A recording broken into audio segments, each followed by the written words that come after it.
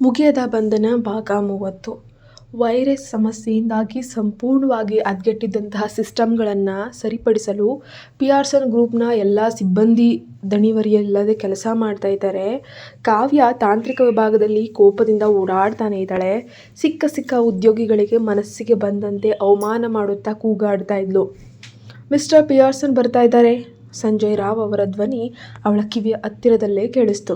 ಅದನ್ನು ಕೇಳಿ ಕಾವ್ಯವೇ ತಕ್ಷಣ ತನ್ನ ಕೋಪವನ್ನು ನಿಯಂತ್ರಿಸಿಕೊಂಡು ದೃಷ್ಟಿ ತಗ್ಗಿಸಿ ನಿಂತ್ಕೊಳ್ತಾಳೆ. ಅಪ್ಪ, ನೀವಿಲ್ಲಿಗೆ ಯಾಕೆ ಬಂದ್ರಿ ಅಂತ ಒಳಗೆ ಬಂದ ವ್ಯಕ್ತಿಯನ್ನು ಕೇಳಿದಾಗ ಸಂಪತ್ ಪಿಯರ್ಸನ್ ಅವರ ಮುಖದ ಮೇಲೆ ಗಂಭೀರ ನೋಟ ಆಯಿತು. ಏನಾಗ್ತಿದೆ ಇಲ್ಲಿ? ನೀವಿನ್ನೂ ಆ ವೈರಸ್ಸನ್ನು ಸರಿಪಡಿಸೋಕೆ ಸಾಧ್ಯ ಆಗ್ತಾ ಇಲ್ಲ ಅಂತ ಗರ್ಜಿಸ್ತಾನೆ.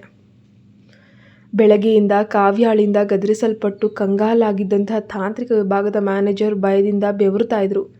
ಅವರು ತಲೆಬಾಗಿ ಕ್ಷಮೆಯಾಚಿಸುತ್ತಾ, ಮಿಸ್ಟರ್ ಪಿಯರ್ಸನ್, ನಾವು ನಿಜವಾಗಿಯೂ ತುಂಬ ಪ್ರಯತ್ನ ಪಡ್ತಾನೇ ಇದ್ದೀವಿ, ನಮ್ಮ ಕೈಲಾದಷ್ಟು ಶ್ರಮ ವಹಿಸ್ತಾನೇ ಇದ್ದೀವಿ. ಆದರೆ ಈ ವೈರಸ್ ತೀರಾ ಶಕ್ತಿಶಾಲಿ, ಕಠಿಣವಾಗಿದೆ. ನಾವದನ್ನು ಸೋಲಿಸಿ ಬೈಪಾಸ್ ಮಾಡೋಕ್ಕತ್ತಿರ ಆದಾಗಲೆಲ್ಲ ಸಿಸ್ಟಮ್ನಲ್ಲಿ ಮತ್ತೊಂದು ಕಠಿಣವಾದ ತಾಂತ್ರಿಕ ಸಮಸ್ಯೆ ಅನ್ನೋದು ಉದ್ಭವ ಆಗ್ತಾನೇ ಇದೆ. ಇದಕ್ಕೆ ಅಂತ್ಯವೇ ಇಲ್ಲದಿರೋ ಥರ ಕಾಣ್ತಾ ಇದೆ ಗೊತ್ತಾ ಅಂತ ಹೇಳ್ತಾರೆ. ಹಾಗಾದರೆ ನಿಮ್ಮಿಂದ ಇದನ್ನು ಸರಿಪಡಿಸೋಕೆ ಸಾಧ್ಯ ಇಲ್ಲ ಅಂತ ಹೇಳ್ತಾ ಇದ್ದೀರಾ ತಾನೇ? ಸಂಪತ್ ಮುಖ ಗಂಟಾಕುತ್ತಾ ಕೇಳ್ತಾರೆ. ತಾಂತ್ರಿಕ ವ್ಯವಸ್ಥಾಪಕರು ಅತ್ಯಂತ ತಪ್ಪಿತಸ್ಥ ಭಾವನೆಯಿಂದ ತಲೆ ಆಡಿಸ್ತಾರೆ. ಮೂರ್ಖರು, ಸಂಪತ್ ಗರ್ಜಿಸಿದ್ರು. ನಂತರ ಕೋಪದಿಂದ ತನ್ನ ಮಗಳ ಕಡೆಗೆ ತಿರುಗಿ, ಇನ್ನೂ ತಡ ಮಾಡೋಕ್ಕೆ ಸಾಧ್ಯ ಇಲ್ಲ. ನಾವು ತಕ್ಷಣವೇ ಸುಹಾಸ್ ಅವರ ರಾಜರತ್ನಂ ಗ್ರೂಪ್ನ ಸಂಪರ್ಕಿಸಿ ಅವರಿಂದ ತಾಂತ್ರಿಕ ಪರಿಹಾರವನ್ನು ಕೇಳಬೇಕು ಅಂತ ಹೇಳ್ತಾರೆ. ರಾಜರತ್ನಂ ಗ್ರೂಪ್ನಲ್ಲಿ ಪ್ರಪಂಚದ ಅತ್ಯಂತ ಅದ್ಭುತ ಪ್ರತಿಭಾವಂತ ಉದ್ಯೋಗಿಗಳಿದ್ದರೂ ಅವರ ನೆಟ್ವರ್ಕ್ ಮತ್ತು ಸೈಬರ್ ಸೆಕ್ಯೂರಿಟಿ ಸಿಸ್ಟಮ್ ಇಡೀ ವಿಶ್ವದಲ್ಲೇ ಅತ್ಯುತ್ತಮವಾಗಿತ್ತು. ಇದಲ್ಲದೆ ವಿಶ್ವದ 2ನೇ ಅತ್ಯುತ್ತಮ ಕಂಪ್ಯೂಟರ್ ಹ್ಯಾಕಿಂಗ್ ಪ್ರತಿಭೆ ಅವರಿಗಾಗಿ ಕೆಲಸ ಮಾಡ್ತಾ ಇದೆ. ರಾಜರತ್ನಂ ಗ್ರೂಪ್ನಿಂದ ಈ ಪಿಯರ್ಸನ್ ಗ್ರೂಪ್ನ ಸಮಸ್ಯೆಯನ್ನು ಪರಿಹರಿಸೋಕೆ ಸಾಧ್ಯವಾಗದಿದ್ರೆ ಇಡೀ ಕಂಪನಿಯನ್ನು ಮುಚ್ಚಬೇಕಾಗ್ತದೆ. ಇಲ್ಲಪ್ಪ, ಅವ್ರ ಸಹಾಯ ಖಂಡಿತ ಬೇಕಾಗಿಲ್ಲ. ಕಾವ್ಯ ತಕ್ಷಣವೇ ನಿರಾಕರಿಸ್ತಾಳೆ. ಕಂಪ್ಯೂಟರ್ ಪರದೆ ಮೇಲೆ ಮೂಡಿದ್ದ ತಮಾಷೆಯ ಅನಿಮೇಷನ್ ಚಿತ್ರವನ್ನು ನೋಡಿ ಅವಳು ಮುಖ ಚಳಿ ಮಾಡ್ಕೊಳ್ತಾಳೆ. ರಾಜರತ್ನಂ ಗ್ರೂಪ್ನ ಯಾರಾದರೂ ಬಂದು ಇದನ್ನು ಸರಿಪಡಿಸಿದ್ರೆ ಈ ತಮಾಷೆಯ ಅನಿಮೇಷನ್ ಸುಹಾಸ್ನ ಕಣ್ಣಿಗೆ ಖಂಡಿತ ಬಿದ್ದುಬಿಡುತ್ತೆ. ಹಾಗಾದರೆ ಅದು ತನಗೆ ಭಾರೀ ಅವಮಾನ. ಸಂಪತ್ ಅವಳನ್ನು ತಣ್ಣನೆಯ ಧ್ವನಿಯಲ್ಲಿ ಗದರಿಸ್ತಾನೆ. ಇದು ಅಷ್ಟೊಂದು ನಾಚಿಕೆ, ಮಾನ, ಗೌರವದ ಚಿಂತೆ ಇದ್ದಿದ್ರೆ ಎದುರಾಳಿ ಹಿನ್ನೆಲೆ ತಿಳಿದೆ ಅವರನ್ನು ನೀನು ಯಾಕೆ ಕೆಣಕ್ತಾ ಇದೆ? ಜನರೊಂದಿಗೆ ಗಲಾಟೆ ಮಾಡಲು ಯಾಕೆ ಹೋಗ್ತಾ ಇದೆ? ಈಗ ನೋಡು, ಅವರು ನಿನ್ನ ಮೇಲೆ ಭೀಕರವಾಗಿ ಸೇಡನ್ನು ತೀರಿಸ್ಕೊಳ್ಳೋಕೆ ನಿಂತಿದ್ದಾರೆ. ಈ ತಾಂತ್ರಿಕ ಸಮಸ್ಯೆಯನ್ನು ಈಗಲೇ ಸರಿಪಡಿಸ್ತಿದ್ರೆ ನಮ್ಮ ಕಂಪನಿ ಕೋಟ್ಯಾಂತರ ರೂಪಾಯಿನ ನಷ್ಟ ಮಾಡಿಕೊಳ್ಳುತ್ತೆ ಅಂತ ನಿನಗೇನಾದರೂ ತಿಳಿತಾ ಇಲ್ವಾ?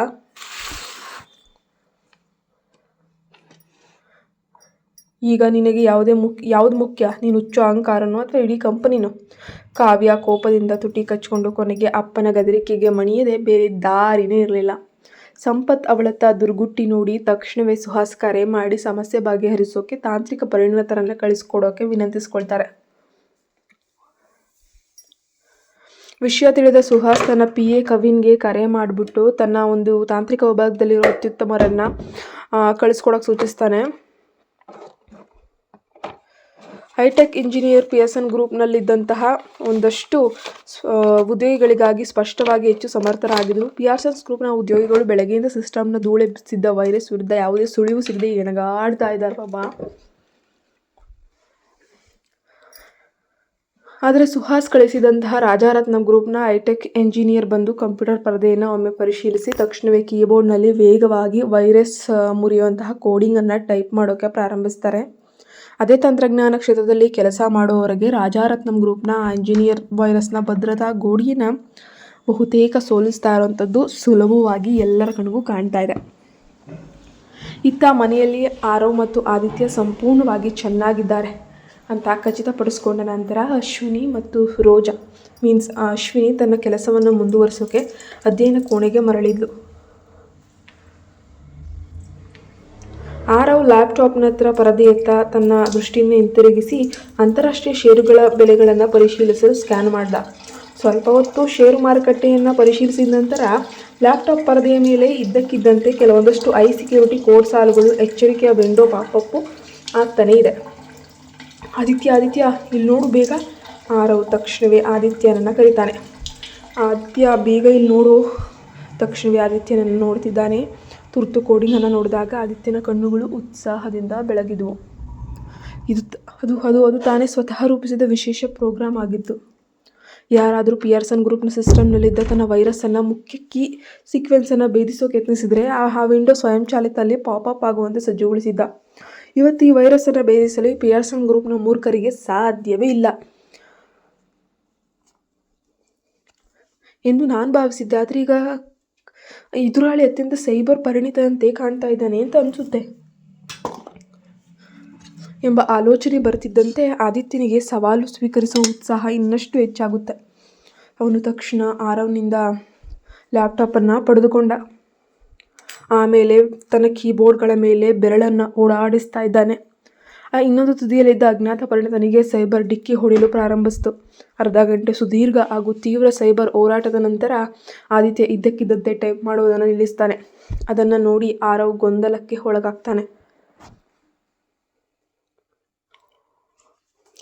ಯಾಕೆ ಸಿಸ್ಟಮ್ ಕ್ಲೋಸ್ ಮಾಡ್ತಿದ್ಯಾ ಅಂತ ಕೇಳ್ತಾನೆ. ಉತ್ಸಾಹದ ನಗು ಬರುತ್ತಾ ಅವನು ಕೊನೆಗೂ ನನ್ನ ಮೊದಲ ಕೋಡಿಂಗನ್ನು ಭೇದಿಸಿ ಸೋಲಿಸ್ಬಿಟ್ಟ ಅಂತ ಹೇಳ್ತಾನೆ. ಅದನ್ನು ಕೇಳಿದ ಆರವ್ ತನ್ನ ಸಹೋದರನ ಕಡೆಗೆ ಆಶ್ಚರ್ಯದಿಂದ ನೋಡ್ತಾ ಇದ್ದಾನೆ. ನಮ್ಮ ಕೋಡ್ ಸೋತಿದ್ರು ನೀನು ಯಾಕೆ ಇಷ್ಟೊಂದು ಸಂತೋಷದಿಂದ ನಗ್ತಾ ಇದೆಯಾ ಅಂತ ಕೇಳ್ತಾನೆ. ಆದಿತ್ಯ ಸಣ್ಣ ಹಿಂಜರಿಕೆಯೂ ಇಲ್ಲದೆ ತಲೆಯಾಡಿಸಿ, ಯಾಕೆಂದರೆ ಆ ತುದಿಯಲ್ಲಿದ್ದ ವ್ಯಕ್ತಿ ನಿಜವಾಗಿಯೂ ಅತ್ಯಂತ ಅದ್ಭುತ ಪ್ರತಿಭಾವಂತ ಅಣ್ಣ. ಅವನ ಜೊತೆ ನಾನು ನಡೆಸಿರೋ ಈ ಸೈಬರ್ ಜಗಳ ತೀರಾ ಆಸಕ್ತಿದಾಯಕವಾಗಿತ್ತು. ಆದರೆ ಒಂದು ವಿಷಯ ಮಾತ್ರ 100% ಖಚಿತ, ಅವನು ಈ ಪಿಯರ್ಸನ್ ಗ್ರೂಪ್ನ ಮೂರ್ಖ ಉದ್ಯೋಗಿಗಳಲ್ಲಿ ಒಬ್ಬನಂತೂ ಖಂಡಿತ ಅಲ್ಲ. ಅವನು ಆ ಮಂದ ಬುದ್ಧಿಗಳಿಗಿಂತ 1000 ಪಟ್ಟು ಹೆಚ್ಚು ಬಲಶಾಲಿ ಮತ್ತು ಚಾಣಾಕ್ಷ ಅಂತ ಹೇಳ್ತಾನೆ. ಆದಿತ್ಯನಿಗೆ ಗೊತ್ತಿರಲಿಲ್ಲ ತನಗೆ ಸವಾಲು ಎಸೆದು ಕಣಕ್ಕಿಳಿದಂತಹ ವ್ಯಕ್ತಿ ಬೇರಾರೂ ಅಲ್ಲ, ತನ್ನ ಸ್ವಂತ ತಂದೆ ಸುಹಾಸ್ನ ಖಾಸಗಿ ಕಂಪನಿಯ ಮುಖ್ಯ ತಾಂತ್ರಿಕ ಪರಿಣಿತ ಅಂತ. ಪಿಯರ್ಸನ್ ಗ್ರೂಪ್ನ ಉದ್ಯೋಗಿಗಳು ತಮ್ಮ ಮೇಲ್ವಿಚಾರಕರ ಕೆಲಸದ ಸ್ಥಳದಲ್ಲಿ ಸುತ್ತುವರೆದು ನಿಂತು ರಾಜಾರತ್ನಂ ಗ್ರೂಪ್ನ ಆ ಪ್ರತಿಭಾವಂತ ಎಂಜಿನಿಯರ್ ಅತ್ಯಂತ ವೇಗವಾಗಿ ಕೆಲಸ ಮಾಡುವುದನ್ನು ಆಶ್ಚರ್ಯದಿಂದ ನೋಡ್ತಾ ಇದ್ರು. ಅವರಿಗೆ ಕಂಪ್ಯೂಟರ್ ಪರದೆಯ ಮೇಲೆ ಬರೀ ಪ್ರೋಗ್ರಾಮಿಂಗ್ ಕೋಡ್ಗಳು ಸಾಲುಗಳು ಓಡಾಡ್ತಾ ಇರೋಂಥದ್ದು ಕಾಣಿಸ್ತಾ ಇದೆ. ಸ್ವಲ್ಪ ಸಮಯದ ನಂತರ ಸಿಸ್ಟಮ್ ಪರದೆಯ ಮೇಲಿದ್ದಂತಹ ತಮಾಷೆಯ ಕಾರ್ಟೂನ್ ಚಿತ್ರಗಳು ಒಂದೊಂದಾಗಿ ಕಣ್ಮರೆಯಾಗತೊಡಗಿದ್ವು. ಸಮಸ್ಯೆ ಮುಗಿತಾ?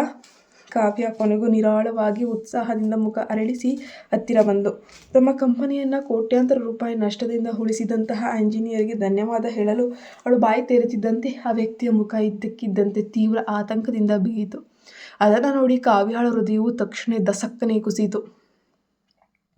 ಸಮಸ್ಯೆ ಬಗೆಹರಿತು ಅಂದ್ಕೊಳ್ಳೋಷ್ಟ್ರಲ್ಲಿ ಮತ್ತೆ ಏನಾಯಿತು ಅಂತ ಇಂಜಿನಿಯರ್ ಮುಖ ಗಂಟು ಹಾಕ್ಕೊಳ್ತಾನೆ. ಆ ಕಂಪ್ಯೂಟರ್ ಪರದೆ ಮೇಲೆ ಮತ್ತೊಮ್ಮೆ ಕೋಡಿಂಗ್ ಸಾಲುಗಳು ಸ್ವಯಂಚಾಲಿತವಾಗಿ ಮೂಡತೊಡಗಿದ್ವು. ಇದು ಇಂದಿನ ಮಾಲ್ವೇರ್ಗಿಂತ ತೀರಾ ಸರಳವಾದ ಒಂದು ಮೆಸೇಜ್ ಕೋಡ್ ಕೂಡ ಆಗಿತ್ತು. ನೀವು ರಾಜಾರತ್ನಂ ಗ್ರೂಪ್ನವರೇ ಎಂಬ ಸಾಲು ಪರದೆಯ ಮೇಲೆ ಪ್ರತ್ಯಕ್ಷವಾಯಿತು. ಒಳನುಗ್ಗಿರುವಂತಹ ಹ್ಯಾಕರ್ ತನ್ನೊಂದಿಗೆ ನೇರವಾಗಿ ಚಾಟ್ ಬಾಕ್ಸ್ನಲ್ಲಿ ಮಾತಾಡ್ತಾ ಇರೋವಂಥದ್ದನ್ನು ನೋಡಿ ಆ ಇಂಜಿನಿಯರ್ ಒಂದು ಕ್ಷಣ ಹಿಂಜರಿದು ಹೌದು ಅಂತ ಟೈಪ್ ಮಾಡಿ ಉತ್ತರಿಸ್ತಾನೆ.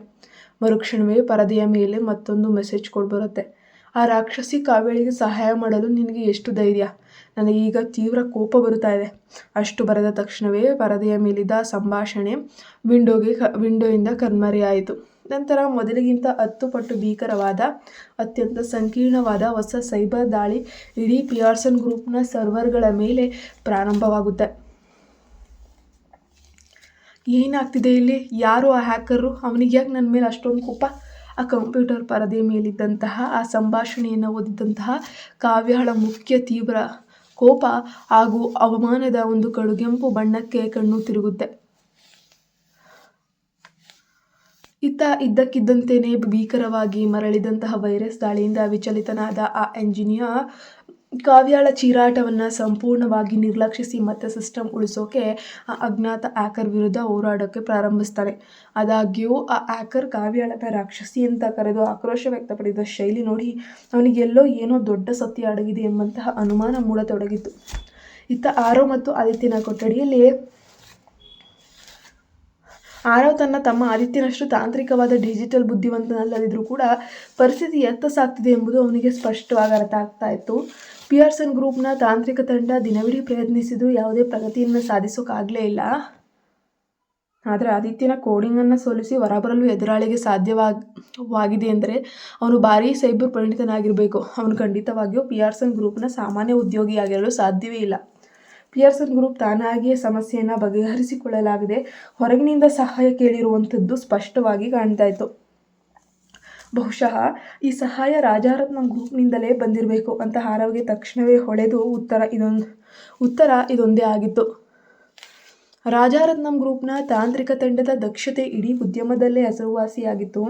ಇದಲ್ಲದೆ ಕಾವ್ಯ ನಿಜವಾಗಿಯೂ ಅನ್ವಿತಾಳ ಅಂದರೆ ತಾಯಿಯಾಗಿದ್ದರೆ ಪಿಯರ್ಸನ್ ಗ್ರೂಪ್ ಹೋಗಿ ರಾಜಾರತ್ನಂ ಗ್ರೂಪ್ನ ಸಹಾಯ ಕೇಳದಿರಲು ಬೇರೆ ಯಾವುದೇ ಕಾರಣವಿರಲಿಲ್ಲ. ಆರವ್ನ ಮಾತು ಕೇಳಿ ಆದಿತ್ಯ ತಕ್ಷಣವೇ ಒಬ್ಬನ್ನ ಸುಕ್ಕುಗಟ್ಟಿ ಕೋಪದಿಂದ ತುಟಿಯನ್ನು ಬಿಗಿದುಕೊಳ್ತಾನೆ. ಅವನಿಗೆ ಒಳಗೊಳಗೆ ಭಾರಿ ಸಿಟ್ಟು ಬಂದಿತ್ತು. ಆ ಕಾವ್ಯ ಅನ್ವಿತಾಳ ತಾಯಿಯಾಗಿದ್ರು ನಮ್ಮ ಅಮ್ಮ ಅಶ್ವಿನಿಗೆ ನಿರಂತರವಾಗಿ ಕಿರುಕುಳ ನೀಡಿ ಹಿಂಸಿಸಿದ್ದು ಇದೇ ಮಹಿಳೆ. ಅಂಥ ದುಷ್ಟ ಕಾವ್ಯಳಿಗೆ ನಮ್ಮ ತಂದೆ ಸುಹಾಸ್ ಸಹಾಯ ಮಾಡ್ತಿದ್ದಾರೆ ಅನ್ನೋದನ್ನು ಆದಿತ್ಯನಿಗೆ ಬಹುಶಃ ಸಹಿಸಿಕೊಳ್ಳೋಕೆ ಸಾಧ್ಯವಾಗಲಿಲ್ಲ. ನಮ್ಮ ಅಮ್ಮನಿಗೆ ತೊಂದರೆ ಕೊಟ್ಟ ಆ ರಾಕ್ಷಸಿಗೆ ಅಪ್ಪನ ಕಂಪನಿಗೆ ಸಹಾಯ ಮಾಡುವುದು ನಾನು ಸಹಿಸೋದೇ ಇಲ್ಲ. ಅವರಿಬ್ಬರಿಗೂ ನಾನು ತಕ್ಕ ಪಾಠ ಕಲಿಸಲೇಬೇಕು. ಆ ಆಕ್ರೋಶದ ಯೋಚನೆಯಲ್ಲೇ ಆದಿತ್ಯ ತನ್ನ ಐಟೆಕ್ ಲ್ಯಾಪ್ಟಾಪನ್ನು ಎತ್ಕೊಂಡವನು ಅವನ ಮುಖದಲ್ಲಿ ಅತ್ಯಂತ ಗಂಭೀರ ಭಾವನೆ ಮೂಡಿತು. ಅವನ ಬೆರಳುಗಳು ಕೀಬೋರ್ಡ್ನ ಮೇಲೆ ಮಿಂಚಿನ ವೇಗದಲ್ಲಿ ಹಾರಾಡೋಕೆ ಪ್ರಾರಂಭಿಸಿದವು. ಪಿಯರ್ಸನ್ ಗ್ರೂಪ್ನ ತಂತ್ರಜ್ಞಾನ ವಿಭಾಗದಲ್ಲಿ ಮತ್ತೊಂದು ದೈತ್ಯ ಸೈಬರ್ ಸುನಾಮಿ ಹೇಳಲು ಸಿದ್ಧವಾಗಿತ್ತು. ಒಳನುಗ್ಗಿದ್ದ ಹ್ಯಾಕರ್ನ ಕೌಶಲ್ಯ ಅತ್ಯದ್ಭುತವಾಗಿತ್ತು. ಸೈಬರ್ ಜಗತ್ತಿನ ಕಠಿಣ ಕೋಡಿಂಗ್ಗಳನ್ನು ಕ್ಷಣಾರ್ಧದಲ್ಲೇ ಹೆಣಿತಿದ್ದ ಅವನ ಜಾಣ್ಮೆ ಎಂತಹವರನ್ನು ಬೆರಗುಗೊಳಿಸುವಂತಿತ್ತು. ಆದರೆ ಪರದೆಯ ಮೇಲಿನ ಅವನ ಸಂದೇಶಗಳಲ್ಲಿನ ಮಾತುಗಳು ಮಾತ್ರ ಸ್ವಯಂ ಬಾಲಿಶವಾಗಿ ಮಗುವಿನ ಆಕ್ರೋಶದಂತೆಯೇ ಭಾಸವಾಗ್ತಿತ್ತು. ಮಧ್ಯಾಹ್ನ ಆಯಿತು. ತಾನು ಕಳಿಸಿರೋ ಇಂಜಿನಿಯರು ಪಿಯರ್ಸನ್ ಗ್ರೂಪ್ನಿಂದ ಇನ್ನೂ ಬಂದಿಲ್ಲ. PA ಕವಿನ್ ಸ್ವಲ್ಪ ಹಿಂಜರಿಯುತ್ತಾ ಸುಹಾಸ್ ಬಳಿ ಕೇಳ್ತಾನೆ, ಸರ್ ನಾವು ಗ್ರೂಪಿಗೆ ಕಳಿಸಿದ್ದು ತಾಂತ್ರಿಕ ಪರಿಣಿತ ಇನ್ನೂ ಹಿಂತಿರುಗಲೇ ಇಲ್ಲ. ಅಲ್ಲಿ ಏನಾದರೂ ದೊಡ್ಡ ಸಮಸ್ಯೆ ಆಗಿರೋ ಥರ ಇದೆ. ನಾವು ಅವ್ರ ಸಹಾಯಕ್ಕೆ ಬೇರೆ ಯಾರನ್ನಾದರೂ ಕಳಿಸ್ಕೊಡ್ಬೇಕಾ? ಅಗತ್ಯ ಇಲ್ಲ. ಪಿಯರ್ಸನ್ ಗ್ರೂಪ್ನ ಉನ್ನತ ಕಾರ್ಯನಿರ್ವಾಹಕರು ಸ್ವತಃ ನಮ್ಮ ಬಳಿಗೆ ಸಹಾಯಕ್ಕಾಗಿ ಬರೋವರೆಗೂ ನಾವು ಕಾಯೋಣ ಅಂತ ಸುಹಾಸ್ ಗಂಭೀರವಾಗಿ ಶಾಂತ ಧ್ವನಿಯಲ್ಲಿ ಹೇಳ್ತಾನೆ.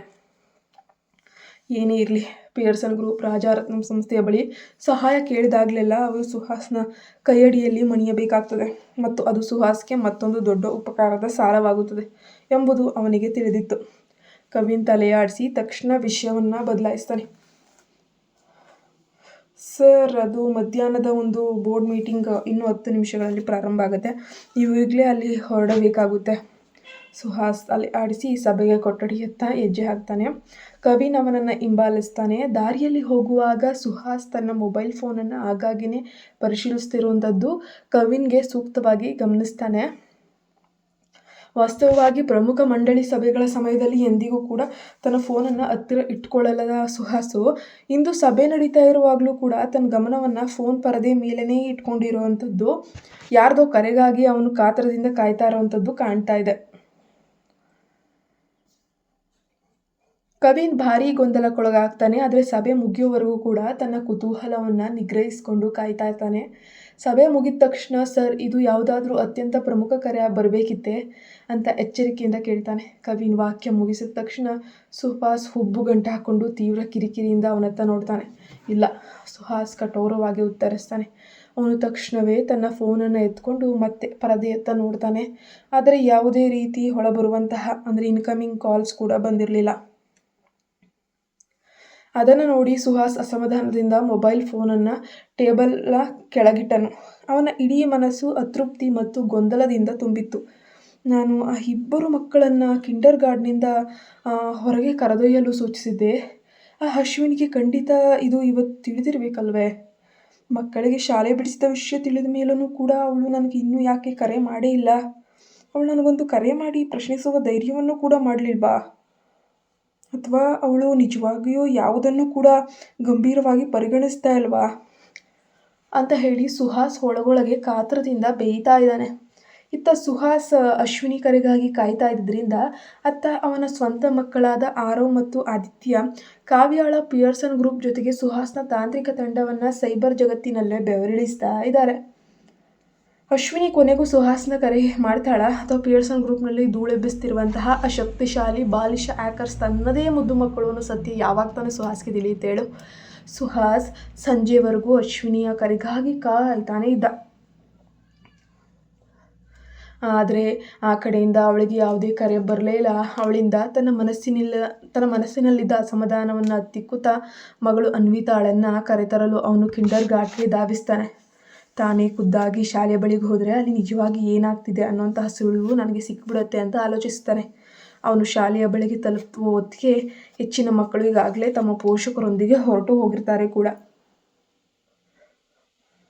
ಸುಹಾಸ್ ಅಂಗಳದ ಒಂದು ಮೂಲೆಯಲ್ಲಿ ತನ್ನ ಮಗಳು ಅನ್ವಿತಾ ನಿಂತಿರುವಂಥದ್ದನ್ನು ನೋಡಿ ಸಂಪೂರ್ಣವಾಗಿ ಬೇಸರಗೊಂಡಂತೆ ಕಾಣ್ತಾ ಇದ್ಲು. ತಲೆ ತಗ್ಗಿಸಿ ಎರಡೂ ಕೈಗಳಲ್ಲಿ ತನ್ನ ಶಾಲಾ ನಿಂತಿದ್ಲು. ಸುಹಾಸ್ ಸ್ವಲ್ಪ ಉಬ್ಬನ್ನು ಗಂಟಾಕ್ಕೊಂಡು ವಾತ್ಸಲ್ಯದಿಂದ ಅವಳ ತಲೆಯನ್ನು ಸವರೋಕೆ ಹತ್ತಿರ ಹೋಗ್ತಾನೆ. ಅನ್ವಿತಾ, ನೀನು ಯಾಕೆ ಇಷ್ಟೊಂದು ಅಸಮಾಧಾನಗೊಂಡಿದ್ದೀಯ ಕಂದ? ನಾನು ಬರೋದು ಸ್ವಲ್ಪ ತಡ ಆಯಿತು ಅಂತನಾ ಅಂತ ಪ್ರಶ್ನೆ ಮಾಡ್ತಾನೆ. ಅವನು ಮಾತು ಮುಗಿಸುವಂತಹ ಮುಂಚೆ ಅನ್ವಿತಾ ತನ್ನ ತುಟಿಗಳನ್ನು ಬಿಗಿಯಾಗಿ ಕಚ್ಚಿಕೊಳ್ಳುತ್ತಾ ಅವನನ್ನು ಸಂಪೂರ್ಣವಾಗಿ ನಿರ್ಲಕ್ಷಿಸಿ ಅವನ ಪಕ್ಕದಲ್ಲೇ ಮುಖವನ್ನು ತಿರುಗಿಸಿಕೊಂಡು ಮುಬ್ಬಾಗಕ್ಕೆ ಹೆಜ್ಜೆಯನ್ನು ಹಾಕ್ತಾಳೆ. ಸುಹಾಸ್ನ ಚಾಚಿದ ಕೈಗಳಲ್ಲಿ ಗಾಳಿಯಲ್ಲೇ ನಿಂತು ಹೋಗುತ್ತೆ.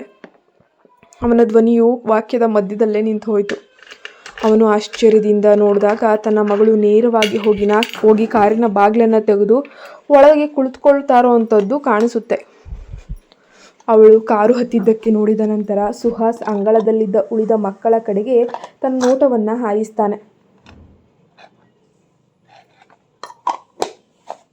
ಅಷ್ಟರಲ್ಲೇ ಶಾಲೆಯ ಶಿಕ್ಷಕಿ ಭಯದಿಂದ ಸುಹಾಸ್ನ ಬಳಿಗೆ ಬಂದಳು. ಸುಹಾಸ್ ತನ್ನ ದೃಷ್ಟಿಯನ್ನು ತಿರುಗಿಸಿ ತೀರ ಭಾವಶೂನ್ಯ ಗಂಭೀರ ಮುಖದಿಂದ ತನ್ನ ಮುಂದೆ ನಿಂತಿದ್ದ ಶಿಕ್ಷಕಿಯನ್ನು ನೋಡ್ತಾ ಇದ್ದಾನೆ. ಅವಳಿ ಮಕ್ಕಳೆಲ್ಲಿದ್ದಾರೆ? ಅವರನ್ನು ಶಾಲೆಯಿಂದ ಸಂಪೂರ್ಣವಾಗಿ ಹೊರಹಾಕಲಾಗಿದೆ ಅಂತ ಕಠೋರವಾಗಿ ಕೇಳ್ತಿದ್ದಾನೆ. ಅದು ಶಿಕ್ಷಕಿ ಅತ್ಯಂತ ತಪ್ಪಿತಸ್ಥ ಭಾವನೆಯಿಂದ ಕ್ಷಮಿಸಿ ಶ್ರೀಯುತರೆ, ಇನ್ನೂ ಇಲ್ಲ. ಅವರು ಇಂದು ಶಾಲೆಗೆ ಬಂದಾಗ ಈ ಬಗ್ಗೆ ಅವರ ತಾಯಿಗೆ ತಿಳಿಸ್ಬೇಕು ಅಂತ ಅಂದುಕೊಂಡಿದ್ವಿ. ಆದರೆ ಶ್ರೀಮತಿ ಅಶ್ವಿನಿ ಇಂದು ಬೆಳಗ್ಗೆ ಕರೆ ಮಾಡಿ ಇಬ್ಬರು ಮಕ್ಕಳಿಗೆ ಹೊಟ್ಟೆ ನೋವು, ಅನಾರೋಗ್ಯವಿದೆ ಅಂತ ಹೇಳಿಬಿಟ್ಟು ಅವರು ಇವತ್ತು ಶಾಲೆಗೇ ಮಕ್ಕಳನ್ನು ಕಳಿಸ್ಕೊಟ್ಟಿಲ್ಲ ಅಂತ ಹೇಳಿಬಿಟ್ಟು ಮಾತುಗಳನ್ನು ಮುಂದುವರಿಸ್ತಾರೆ. ಸರಿ ಅಂತ ಸುಹಾಸ್ ತಕ್ಷಣವೇ ಶಿಕ್ಷಕಿಯ ಮಾತನ್ನು ಮೊಟಕುಗೊಳಿಸಿ ಅವಳ ಹೆಚ್ಚಿನ ವಿವರಣೆಗೆ ಕಾಯ್ದೆ ನೇರವಾಗಿ ಕಾರಿನ ತನ್ನ ಶಾಲಾ ಬ್ಯಾಗನ್ನು ಗಟ್ಟಿಯಾಗಿ ಹಿಡ್ಕೊಂಡು ಅದರ ಮೇಲೆ ತಲೆ ಇಟ್ಟು ಕಣ್ಣುಗಳನ್ನು ಕೆಳಗೆ ಮಾಡಿ ಕುಳಿತಿದ್ಲು. ಅವಳು ತೀವ್ರವಾದ ಆಲೋಚನೆಯಲ್ಲಿ ಮುಳುಗಿದ್ದಂತೆ ತೋರ್ತಿತ್ತು. ಸುಹಾಸು ಕಾರು ಹತ್ತುವುದನ್ನು ನೋಡಿದ ತಕ್ಷಣವೇ ಅವಳು ತಲೆ ಎತ್ತದೆ ಸದ್ದಿಲ್ಲದಂಗೆನೆ ಪಕ್ಕಕ್ಕೆ ಜಾರಿ ಕುಳಿತಳು.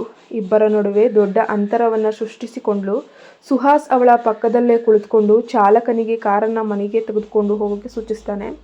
ನಂತರ ಕಳವಳಕಾರಿ ನೋಟದಿಂದ ಮಗಳತ್ತ ತಿರುಗಿ, ಅನ್ವಿತಾ, ಇಂದು ನೀನು ನನ್ನ ಮೇಲೆ ಯಾಕೆ ಇಷ್ಟೊಂದು ಕೋಪಗೊಂಡಿದೆಯಾ ಅಂತ ನನಗೆ ತಿಳಿಸ್ತೀಯಾ ಪ್ಲೀಸ್ ಅಂತ ಮೃದುವಾಗಿ ಕೇಳ್ತಾನೆ.